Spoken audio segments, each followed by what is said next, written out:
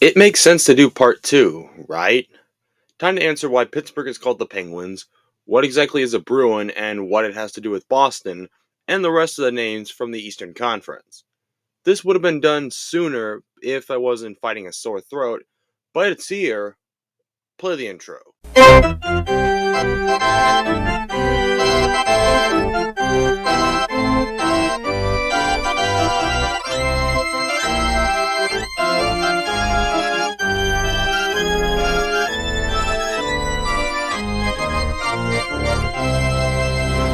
The Boston Bruins are the first American NHL team.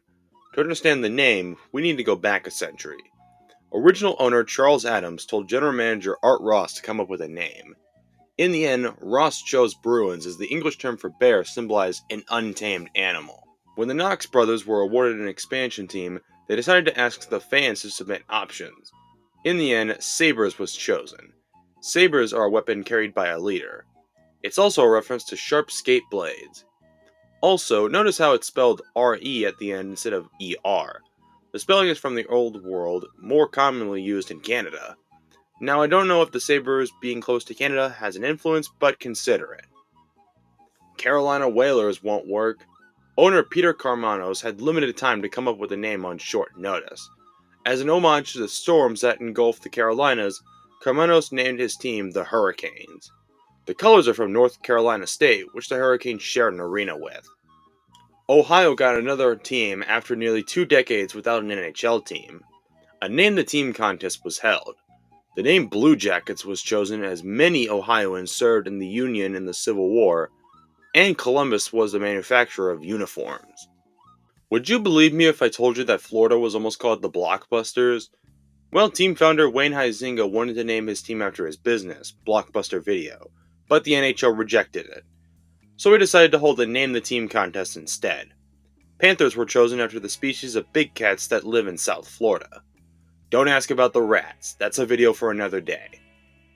Oh boy, time for an ancient history lesson with this team. Montreal has hockey origins as old as 1909, before the NHL was a thing, and there were other hockey teams in Montreal before then. The name was chosen to pay tribute to the French-speaking community in Quebec, the Canadiens or Les Canadiens.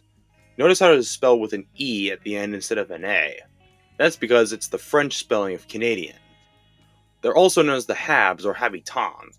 The logo is a C combined with an H. The H isn't for Habs or Habitants, but for hockey. Canadiens hockey. Alright, we just moved this team to New Jersey. What should the name be? New Jersey Scouts? No. New Jersey Rockies? No. How about New Jersey Devils? That works. When the team moved from Colorado to New Jersey, they needed a name.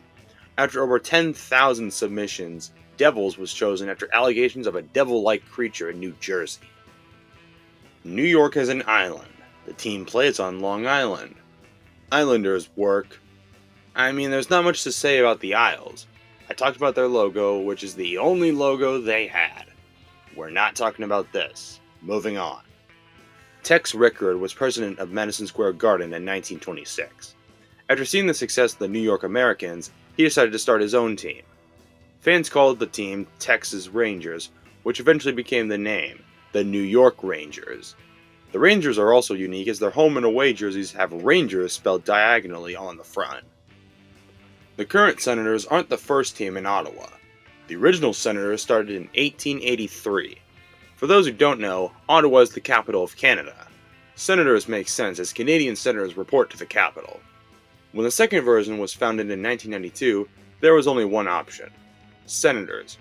Now you're probably wondering why the Sens have a Roman centurion as their logo. Apparently it's meant to reflect the Senate. No, not that Senate. The Roman Senate. Philadelphia had a team called the Quakers in the early 30s that only lasted 1 year.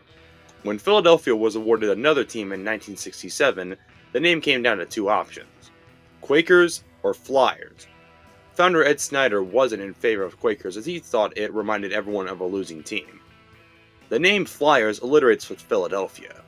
The name Flyers came from Ed's sister, Phyllis. However, the Flyers still honor the Quakers with their colors, orange and black. Besides the zoo and the 2017 Stadium Series, you don't see penguins in Pittsburgh. Founder Jack McGregor's wife came up with a name. She thought of a name that started with the letter P.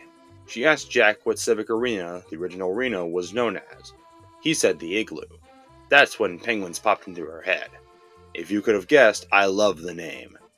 Phil Esposito wanted a name that was different from everyone else. It also happens that Tampa is known as the Lightning capital of North America. The Lightning became the first NHL team to have a name without an S at the end. Now for the Maple Leafs, I brought a special guest today. CharlieND, you have the floor. Was good, y'all. Most hockey fans think they know the backstory behind the Leafs' name and identity. They're called the Maple Leafs because the maple leaf is Canada's national symbol, obviously. And to be fair, they're not wrong about that, but it does go a bit deeper. Before they were called the Maple Leafs, the team had two other names, the Toronto Arenas and the Toronto St. Patricks, or just St. Pats for short. In the mid to late 1920s, the St. Patricks were having some financial difficulties. The team was almost sold to Charlie Pyle, who wanted to move the team to Philadelphia. However, an ownership group led by Conn Smythe bought the team instead, despite offering less money than what Pyle was offering. When Conn Smythe took over, he immediately renamed the team to the Maple Leafs. While part of his reasoning was because the maple leaf is the national symbol of Canada, another reason is because of his experience as a Canadian Army officer during the First World War. Many Canadian soldiers wore the maple leaf as a badge. Smythe saw the maple leaf as a symbol of courage, and it also reminded him of home. And so, the maple leaf that the newly renamed team sported served as a tribute of sorts. This is why themes of honor, pride, and courage can be found with the Maple Leafs' modern identity and branding. Anyways, that's all I have to say. Thank you, Penguin Note, for giving me a minute to talk about my team's history. I'll be handing the floor back over to him now. Thanks, Charlie. Washington could have had different names. In the Name the Team contest run by the Washington Post, the top 4 options were Comets, Pandas, Eagles, and Metros. However, Abe Pollin decided to put his own name, the Capitals, in honor of, you guessed it, the United States Capitol. And that's the name origin of every NHL team in the Eastern Conference. Thanks for watching. If you enjoyed, like, subscribe, and ring the bell. Be sure to check out Charlie's channel. Link is in the description. I'll see you in the next video.